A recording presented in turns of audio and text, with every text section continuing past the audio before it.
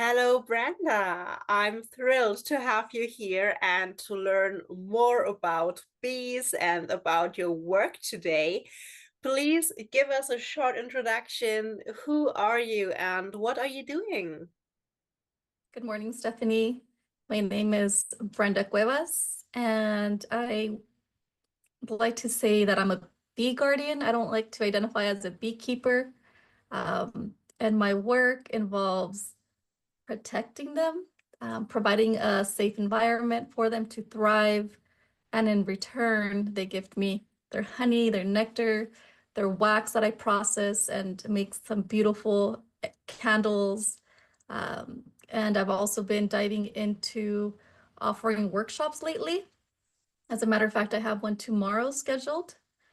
All So right. just sharing a little bit more about tending to them instead of keeping them to people that are curious and want to learn, and also the crafts that you can create from these, from their wax, from their honey, from the products they gift us. Amazing. I would love to join you, but you are in California, right? Central California. Yeah, so okay, it's a bit far away to just come over, but I hope that soon we will have the chance so I can participate in one of your beautiful workshops. You already mentioned that you don't like to call yourself a beekeeper and instead you call yourself a bee guardian. Could you please tell us a bit more about this? Sure. I feel like the word is so powerful to keep. You're like Mhm. holding it and keeping it and you're possessive. And that implies like you own it. And it's, to me, it's like, how can you own something that's just part of nature and part of the world? Like we, if anything, are guarding them. We're working with them. We're working together. So when I started working more with the bees, I just realized like I'm not keeping them. They're not mine to keep. If anything, I'm protecting the environment in so many ways, and by the way that I choose to do things to provide a good ecosystem for them, and also sharing about how can you protect the bees, and not just the bees, but pollinators and local pollinators, importantly, as are very important as well.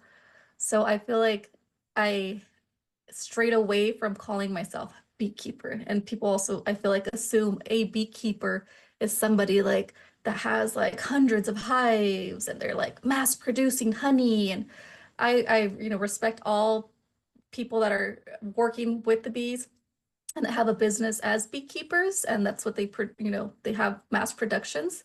But to me, I wanted to bring it back to more like earth-based, slower, and working with the seasons, like respecting the cycles of their life. And that's, I feel like, Beautiful. being a guardian. Yes, beautiful. I love that. So, how did your passion for, well, bee guarding instead of beekeeping start? I would have to say I've always admired nature. I've always loved to be outdoors and just passionate about protecting nature. And I grew up, very close to my dad, very close to my mom, to my family. And he's always been into growing our own food, growing our own corn, our tomatoes, our cucumbers, and harvesting the land as when I was younger, it was just a few feet. And then after a while, like he started, he purchased more land and started to grow bigger crops just for our own personal use. And I would help him out with that. And one day, and he started getting hives. And one day he told me, Mija, come here, I want to show you something. And there was like hundreds of bees on the floor, just dead, outside of the hive, just like a carpet of dead bees outside his hive. He was like, I don't know why this happened, but I need to do something about this. And since you love nature and you love to protect nature, you need to do something about this. And I was just like, wow, I can't believe like this is so many dead bees. Like what could have happened? So that's when I started to do my research. And before that, I would help him also with the beekeeping, with the smoker and, you know, pull this out of the way and make boxes. So I would be hands-on with them, but then it that shifted when I seen all those dead bees on the floor of like, what can I do to for this not to happen again? So I did went down the rabbit hole, got really passionate about learning how to provide a good environment for them, and found out that there's pesticides, as some of us know, that harm them and a lot of other species and ourselves. So I like to speak on that as well. And there is a mite that also needs to be controlled, and that can wipe out a whole colony. So there's a lot of things that just lined up that it just intrigued me. And then learning about the queen and the sisterhood. And at that time, I was really involved and still am with women's circles and the sisterhood and the circle and the community and caring for each other. So then when I started to learn more about the bees and how they take care of each other, you have the bees that nurture, the ones that clean, the ones that go out and forage. And it was just fascinating how we should be a little bit more like them. Um, but they provide and they protect their colony, their home. Yeah. Yes, that's lovely. And I need to say it reminded me, or I was just thinking while you were sharing this very beautiful story, how my relationship with bees is. I mean, I like honey, Mhm, and I always purchase the honey from my region, and mhm, like not from the supermarket in the plastic and but actually I live close to the forest, mhm, and like a few steps into the forest there is someone keeping bees or mhm, protecting bees, hopefully protecting them. And I I go to this forest my whole life. And always when I'm coming back and I see the bees and I can hear them, I mhm. know that now I'm close to home and I made it Oh, out of the woods. yes, I found my way home. So for me, beautiful. it's a very yeah, calming They noise or sound, maybe a better word. And I know that many people are afraid and oh my God, the bee, and they're running and I don't know. But for me, it's very calming when I see a bee and when I hear them, like, okay, I made it home.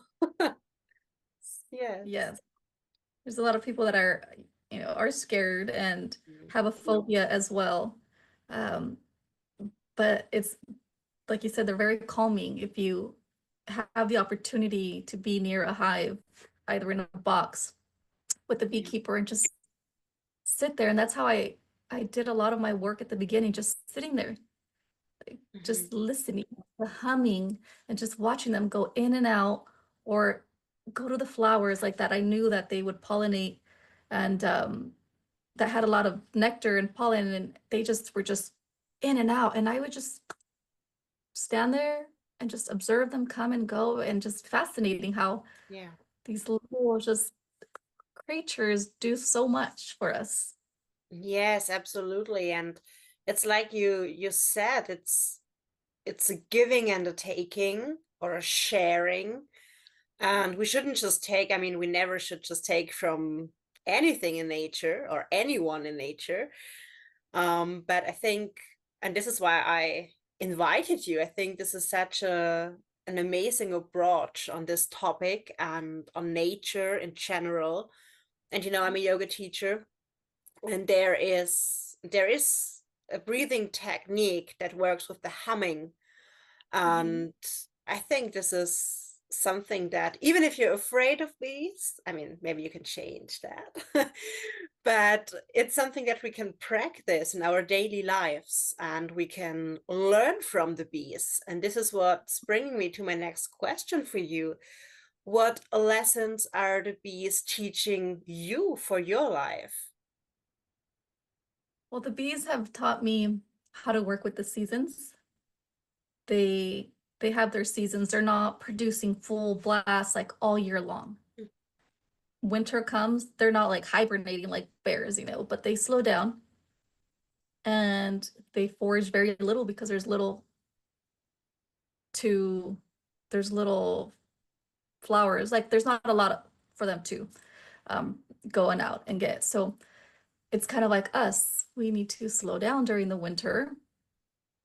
There's the days are getting shorter, the nights are getting longer, and it's kind of like the rhythm. Nature slows down, the bees slow down, the production slows down. So if anything, it's taught me that. And then springtime, it's kind of like that resurrection, that spring of like coming back to life.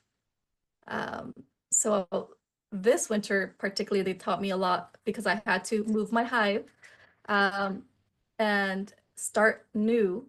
So sorry, my dog's at the door knocking Don't to let him. worry.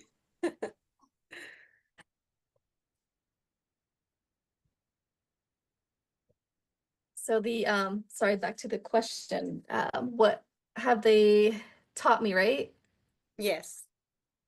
So yeah, so working with the season has definitely been one of the biggest teachings, how to slow down with the winter, and also previously in autumn, like just how to prepare for the winter. They start working, they start closing off the hive and making sure all those little cracks and are filled. So when the winter comes in, there's no draft, there's no cold, and then, so every season they prepare for the future.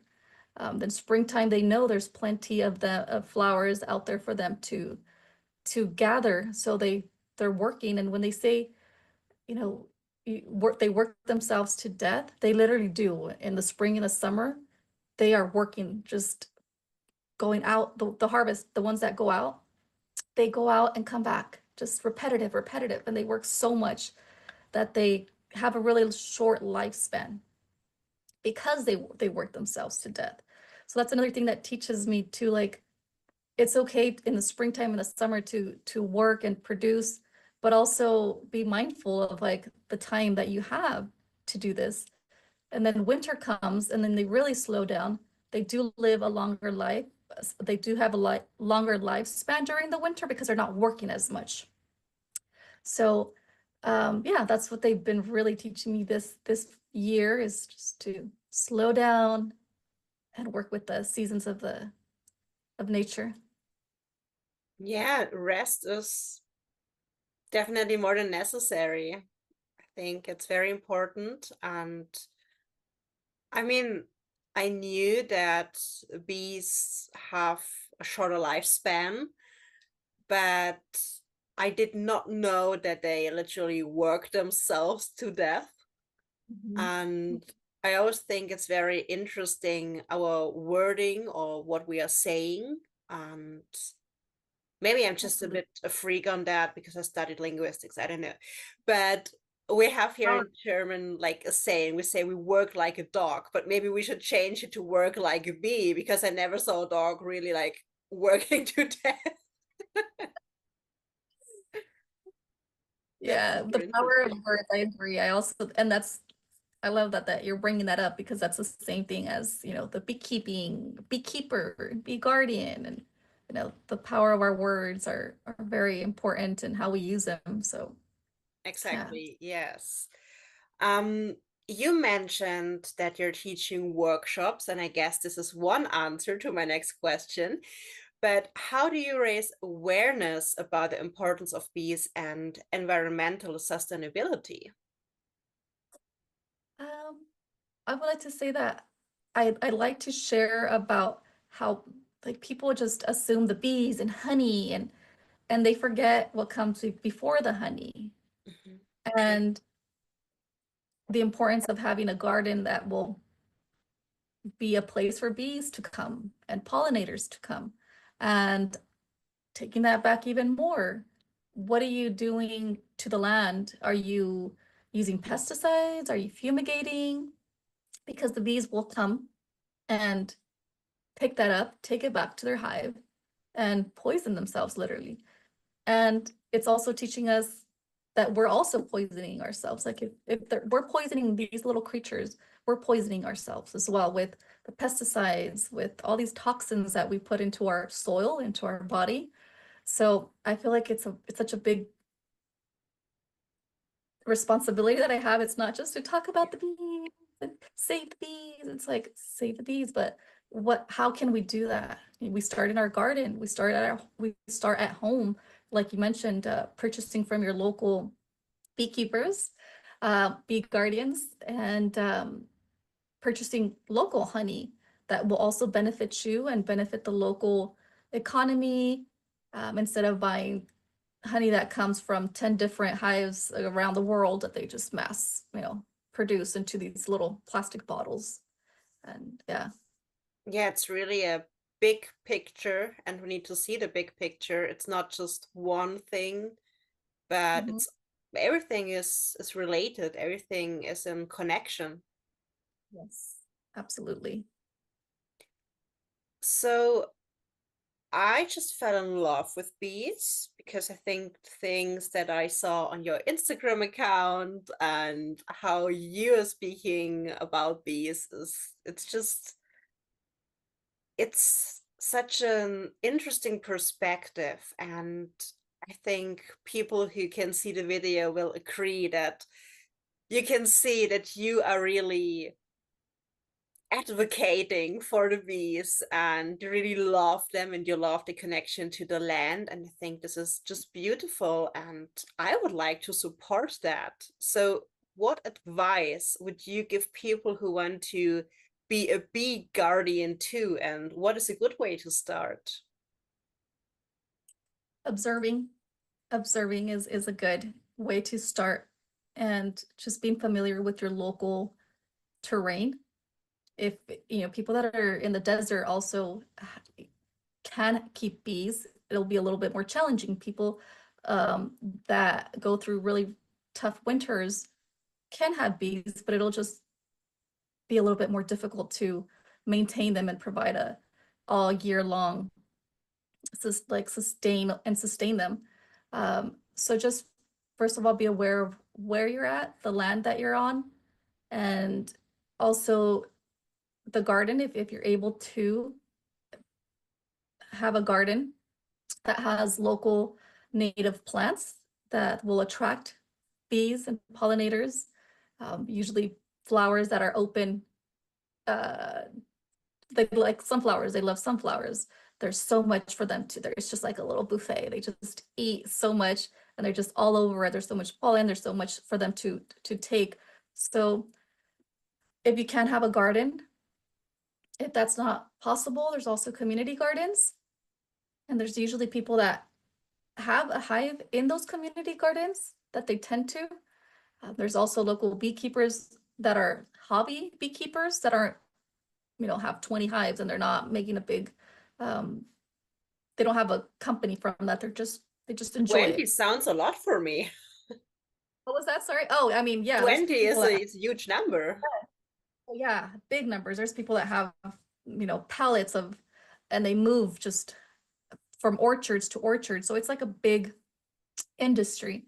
But there's also people that have them like a hobby, and that's how my dad and I started, just having a few, and it started to grow. I mean, we don't have a lot, and we don't produce a lot. It's just, just to tend to them. So getting to know somebody that might have some, reaching out and asking like, can I just go watch? And usually people are open to sharing because the world of bees is just so fascinating that when you're in it, when you're so passionate about it, you just want to talk about it, and you just want to share, and you just want to like, look at this, look at this, look at this. There's so much to it. But just keep in mind that there is no A, B, and C. There's no like right and wrong way. There's something that I heard a long time ago that if you ask two beekeepers the same question, you will get 8 different questions because there's so many variables. There's so many, it just depends on the location. It depends on so many things. So just be open-minded and just be open to learning and knowing that you're not going to know it all. Yeah. And like when I introduce myself at the workshops, it's like, just to clarify, I'm not a beekeeper. I'm not a professional beekeeper. I'm not I don't have a big lot of bees, of hives, and I don't know it all. Um, but I'm okay with that. So I'm okay with not knowing and still learning from them. And yeah, I feel like somebody that wants to learn and get into it, just be patient with yourself and be patient with the bees as well. They have so much to teach us.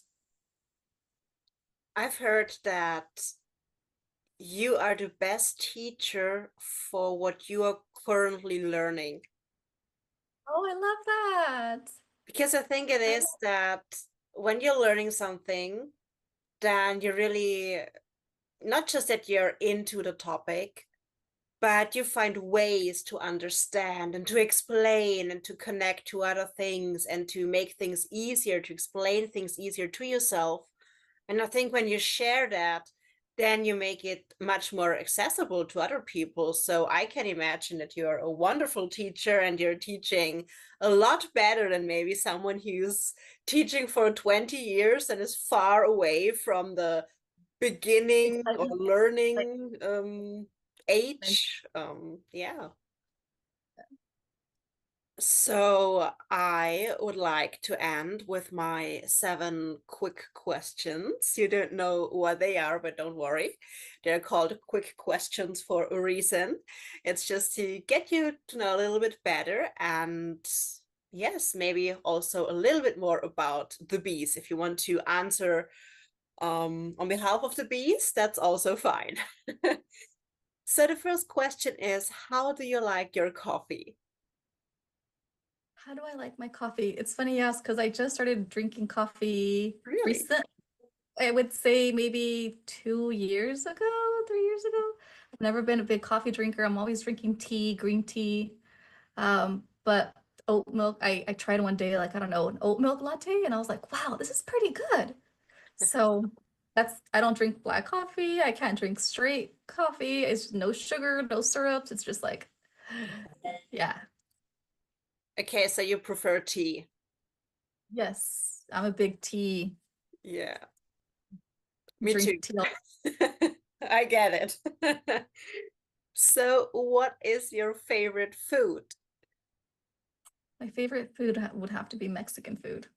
My Mm, family's from Mexico and we have some amazing food, but I'm you very do. picky. I'm very picky because I grew up on my mom's an amazing cook and her food is amazing. So if I go somewhere to eat Mexican food, I'm like a little judgmental.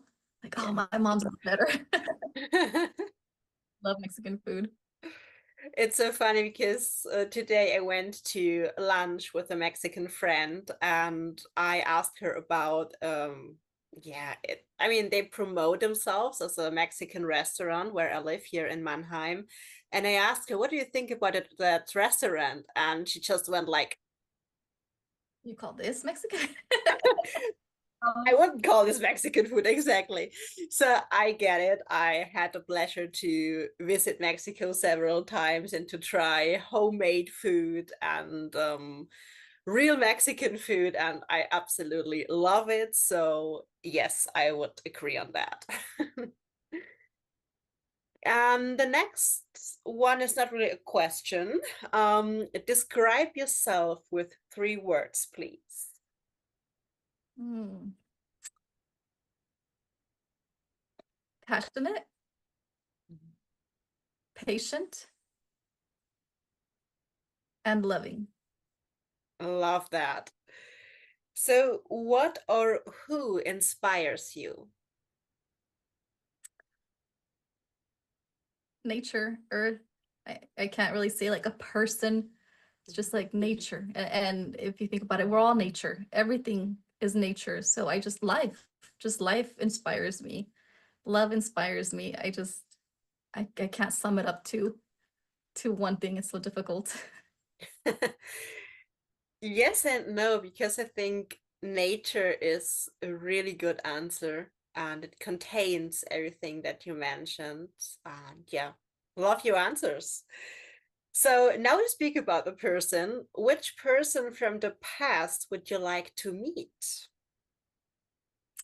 Um, I would have to say my great grandmother, my dad's grandmother. She was deaf And it would be amazing to be able to communicate with her in whatever way would be possible. Again, I think there's a lot of wisdom that she could share with you, for Yes. sure. Yeah, definitely feel that and that connection. That's Because beautiful. wasn't able to speak. So now learning this as an adult, I'm just like, obviously not just word vomit and just talk, just to talk, but just be mindful of what you're saying and be firm with what you're saying and clear. And yeah, so I'm learning, I'm still learning too, but yeah. Yeah, I think this is something that we all can learn more, especially with making the messages clear, making them firm, but speaking with an open heart and with love as well. Mhm. What are you most passionate about right now? What am I most passionate about? Just living in the moment, being present as much as I can, and trying to let go of the past so I can learn to move forward. A lot of trusting, a lot of surrendering. Yeah. All right. And last question. What would you like other people to know about you or the bees? Well, about me is I'm very passionate about everything that I do. I feel like I've gone through a lot of things that have interest me and I just really dive into it. And then I learn something new and it's just like, wow, it blows my mind and my interest. But I feel like the bees have really grounded me. And also the work that I've been doing with the women's circles has really kept me grounded through all the difficult times in my life. It's always like I always know where to go. The hive, that sisterhood, that nurturing uh, community. And the bees have that. I fortunately have that community as well of sisterhood. So that's something very important for me to also share about that as a woman. It's, whatever we're going through, just know that there's somebody else going through something like that, similar or even worse. And you could always count on your sisterhood. Like there's always a group of women out there that are willing to support you and just hold you in whatever you're going through and just nurture you, just like the bees. They're nurturing their own sisters. Yeah, be more like the bees. Like, I love that. Yes. Yes. Brenda, please share with us where can we find you and how can we connect with you?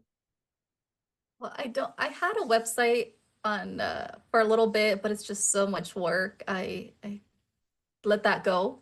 Eventually one day I want to start up the website again. But at the moment I am on Instagram, Corazones de Miel, and Corazones de Miel translates to honey hearts or hearts of honey. My family helped me make that name. I was just going through some names and I was like this or that. Or like I stuck with Corazones de Miel. So I have Instagram as Corazones de Miel, and I share a little bit there. It's hard to kind of keep up with life and my passion, and also, but I, share a little bit here and there about my stories and what's going on. And yeah, so Instagram would probably be the best, and my information is there to reach out. Amazing. I will put the Instagram link in the description so everyone can connect with you. And I say thank you, muchas gracias for your time. And I hope to speak to you soon. Thank you for all that information. So much for inviting me and this beautiful conversation.